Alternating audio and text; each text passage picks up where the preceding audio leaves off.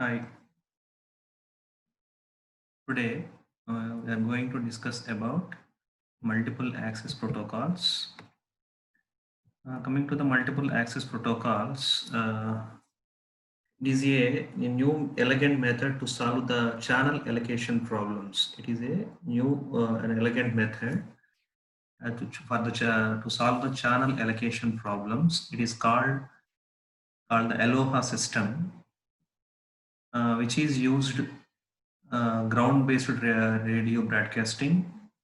The basic idea is applicable to any system in which the uncoordinated users are competing for the use of single shared channel. Uh, the major types of Aloha is a pure Aloha and slotted Aloha. Now moving to the pure Aloha, see the diagram here. Uh, see where my cursor. This is pure Aloha. These are in this diagram we have four different stations, nothing but four users, four stations are here. The time is in this not divided according to the time intervals. Here see the station 1 is transmitting frame 1.1, 1.2. Station 2 is transmitting these two frames 2.1 and 2.2 over the time. Station 3 is transmitting 1 and 2 frames. Similarly, station 4 also transmitting 2 frames. Here, see, there is no coordination among these stations when to transmit the data. Here, the case, let's take the case, more than one station transmit a frame at same time interval. It leads to a collision. If only one station can transmit a frame, there is no possibility of collision. Here see, without these four stations are not having any coordination. So here for frame 1 there is no problem. During this time interval no station is transmitted the data, no transmitted the frame, there is no worries. See the next one, here the station 1 is transmitting, same time station 2 is transmitting, same time station 3 as well as 4 is transmitting. That means that at the same time interval, so during the same time, all four stations are transmitting its data. What happens at the same time? More than one station is transmitting the data over the channel. It leads to a collision. So this is the collision duration. This particular time is known as collision duration. Similarly, here the next case, in this case, station 2 and station 4 is transmitting at the same time. So these two will collide. This is the one more collision duration. Here this is collision free. Here in this particular diagram, this one and this one is collision free. Okay. Coming to the pure Aloha, when the data is ready, it sends directly without any waiting. It sends the data directly.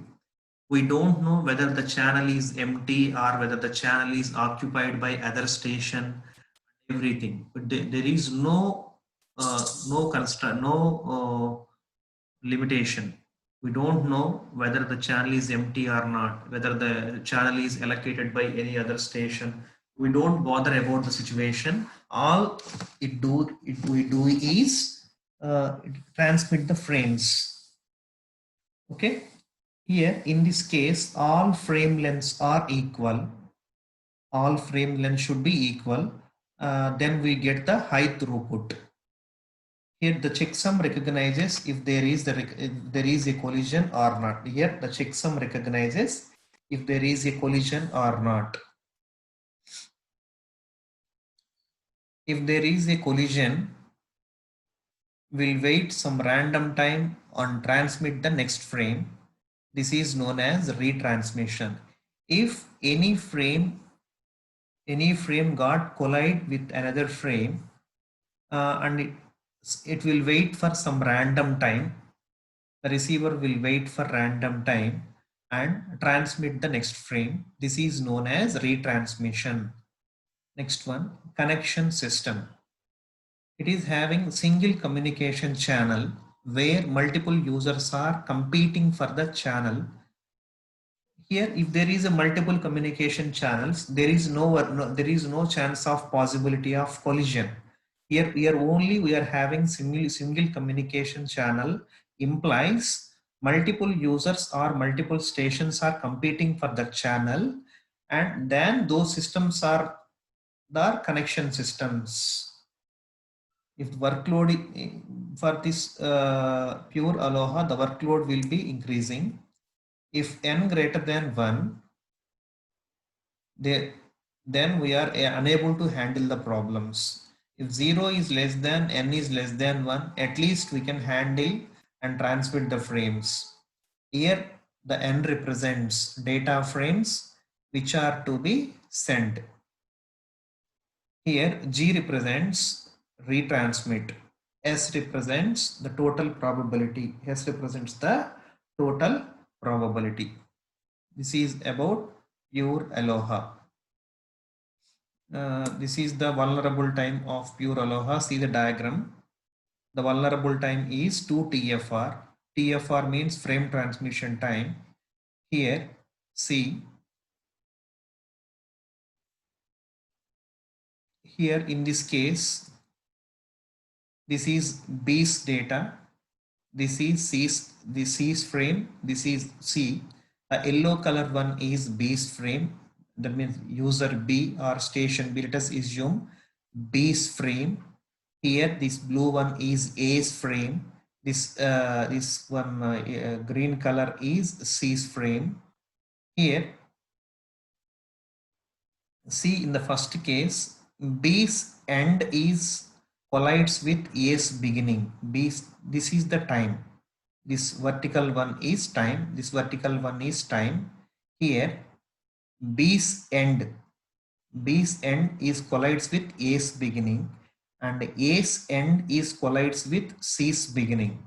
So total, this time is T minus TFR. This time is T plus TFR. The total one is 2 TFR. 2 into TFR. T minus T will got cancelled. TFR plus TFR will get 2 TFR. The vulnerable time, this is known as from here to here. See where my cursor is pointed. From here to here. This is known as vulnerable time. Why we said this is vulnerable time means during this time, B's end is collides with A's beginning and A's end is collides with C's beginning.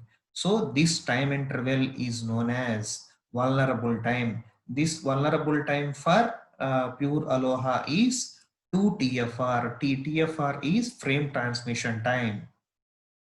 Moving to the next Aloha is slotted Aloha. This is the advance to the pure Aloha. This is the advance to the pure Aloha. See here. Here, some slots are divided. In the first Aloha, pure Aloha, there is no time slot. Here in this one, some slots are, the time is divided into slots. That is the reason why it is said to be slotted Aloha. That is the reason why it is said to be slotted Aloha. Here see the diagram. Here we have similarly in the pure Aloha, we have 4 stations, four stations here presented. All stations are transmitting the data. Transmitting the data is nothing but transmitting the frames. Here see the diagram. This is the first slot one. During this slot, during this time interval or during this slot one, no other stations except station 1 is transmitting the data. So frame 1.1 which is transmitted by station 1 does not collides with any other frame So this is collision free. Here coming to the slot 2, in this particular slot, station 2 and station 3 is transmitting the frames. Station 2 and station 3 is transmitting the frames. Here in this case, only these two are got collided. So hence it is said to be, this time is said to be collision duration.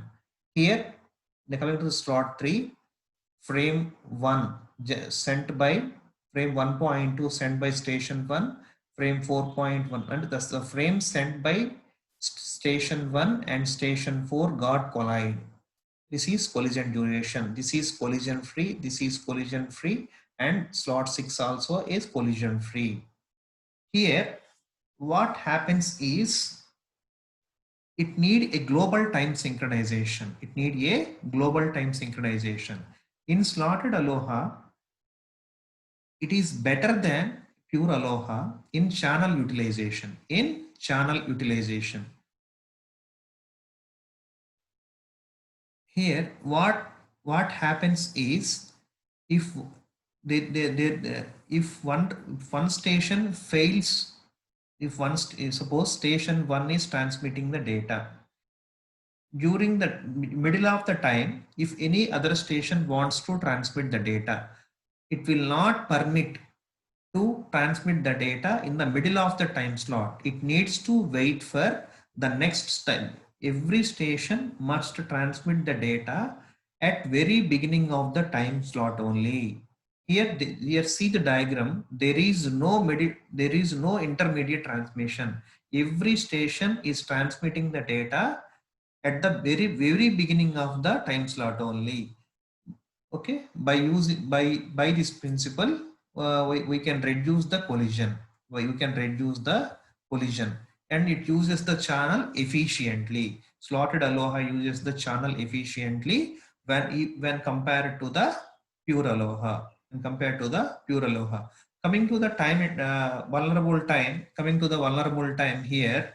See, this is the vulnerable time for calculating the vulnerable time of slotted Aloha, vulnerable time of slotted Aloha.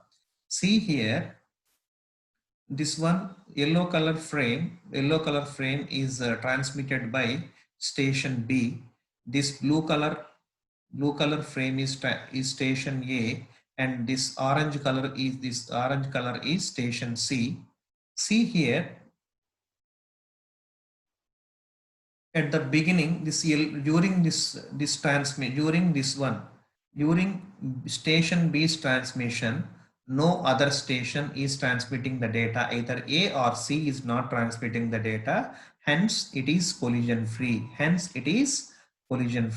See the second case, next time slot. Same time, station A and station C is transmitting the data. Hence, A collides with C because both are transmitting the data at same time in the same channel. Hence, A collides with C. Here coming to the vulnerable time, this is not vulnerable time. This is not vulnerable time. Only the vulnerable, see my pointer, my cursor.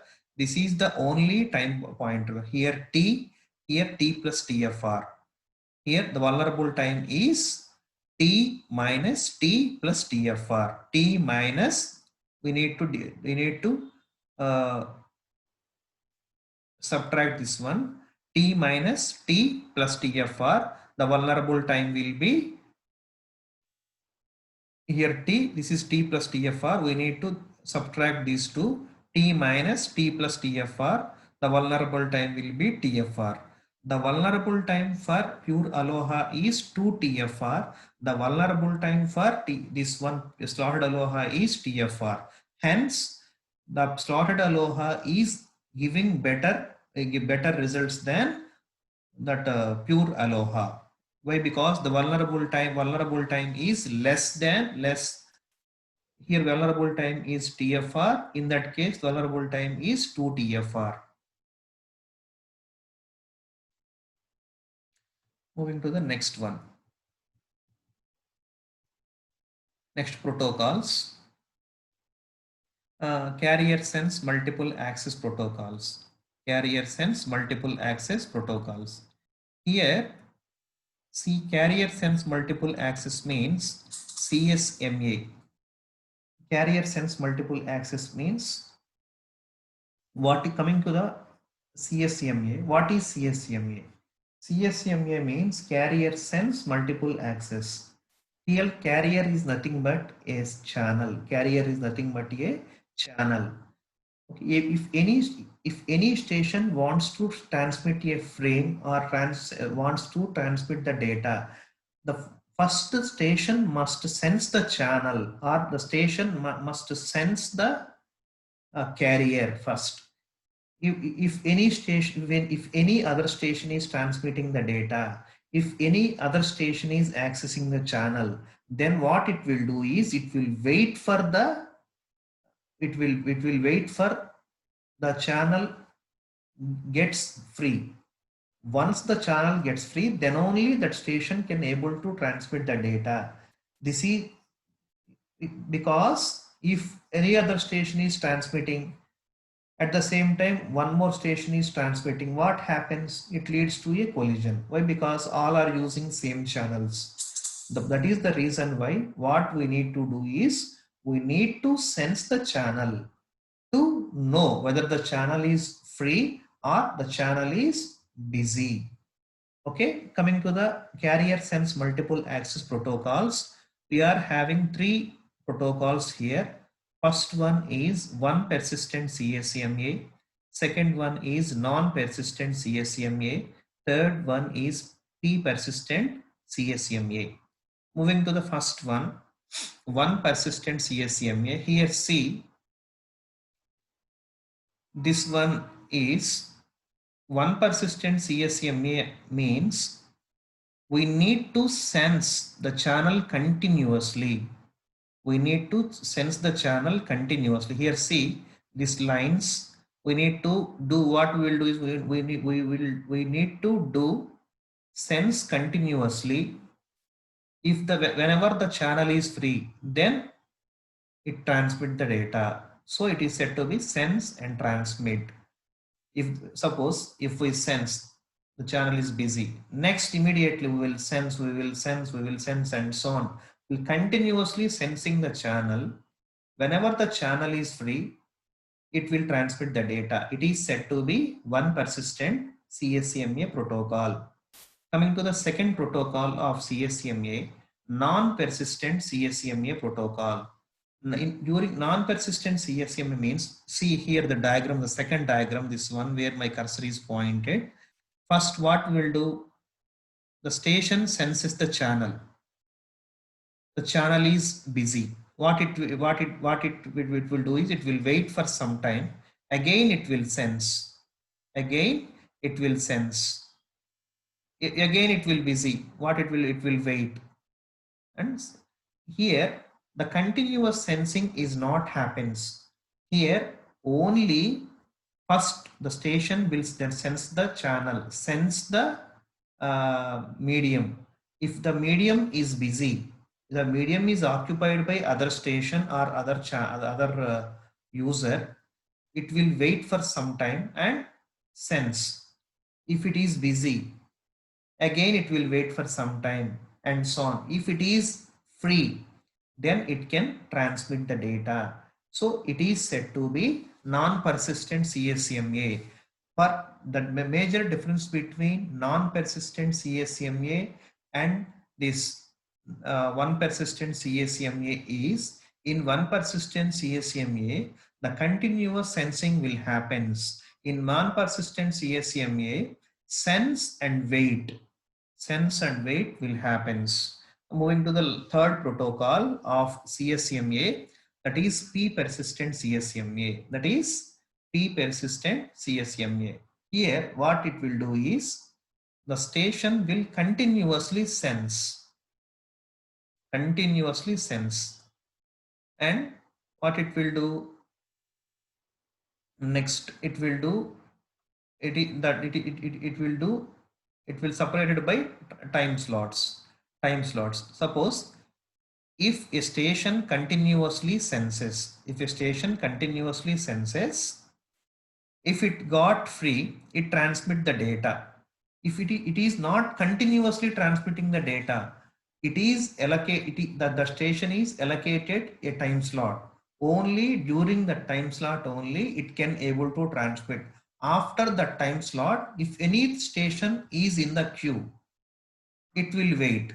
If there is no station in the queue, again it will take the next time slot, and again it will check for any other waiting queue. If any waiting queue, it will give the chance to the waiting queue and it will wait, and so on. This is called as p persistent CSMA. Here the probability outcome does not allow transmission. See the flow chart of this one persistent CSMA. See here, one persistent CSMA, it senses the channel. If it is busy, see my cursor, observe my cursor. If this one is sensing, the channel is busy, it continuously sensing, it will continuously sensing. If it is ideal, the station can transmit. See the second diagram. If the channel is sensed, if it is busy, wait some random time, wait for random time. This is more important. Here, busy, continuously sensing. Here, wait for random time and sensing. It is busy, again wait for random, sensing. Ideal, station can transmit the data. Now moving to the next one, P persistent data. See here, the channel is sensed. It is busy, it is continuously sensed. It is continuously sensed. When it is ideal, it will check the probability outcome. The station can transmit and it will wait for a slot. Again, the channel is allocated and it is ideal. Again, it will go back to here. Back of process through collision is occurred. If any collision is occurred, the back off process is occurred. Okay, this is C persistent CSMA. P persistent CSMA. Okay, later we will discuss in detail what is one persistent CSMA and everything. Okay, thank you.